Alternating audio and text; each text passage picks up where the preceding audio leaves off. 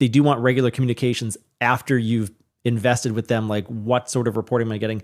His question is, have you found that they want to talk to other existing investors about you? Angela, in your experience working with some private funds, does a prospect or maybe someone who's already invested, are they interested in getting together with other investors or getting on the phone with some of your investors to pick their brains on, hey, are these guys for real or what? How does that work out typically?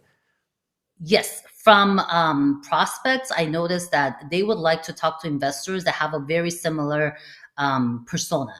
So, from my experience, for example, if you have investors that largely come from the tech companies, and you potentially have someone from the industry saying, "Hey, I want to invest. This is my first time investing in private real estate offering. I really don't know.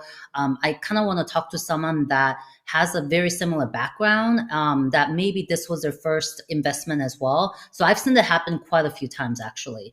And I've also seen it with some business owners as well, doctors that have sold their medical practice or their partnership, and they want to know, okay, am I the only, like a doctor that's investing in this? Like, have you had other medical professionals? Because they can relate just by the profession and their background.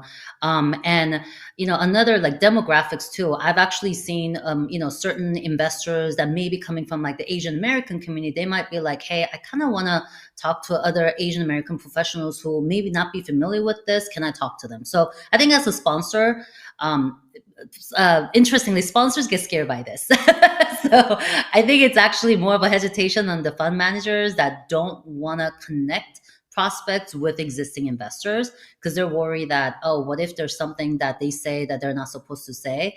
But and what if maybe you don't necessarily want to connect them? But I feel like you should kind of have enough trust in your ability as a sponsor, and the trust from the investors, and to the investors, that you should be comfortable enough to connect them. Because at the end of the day, like, referral is a great resource. And if you have that trust with your existing investors, imagine them being your referral source and your brand ambassadors. Essentially, they're telling everybody how wonderful you are. They're telling them, hey, you know what, I'm invested with this fund. You should really check them out. Here's my experience. So absolutely, you should really use your current investors to be your own brand ambassadors, I completely and for agree.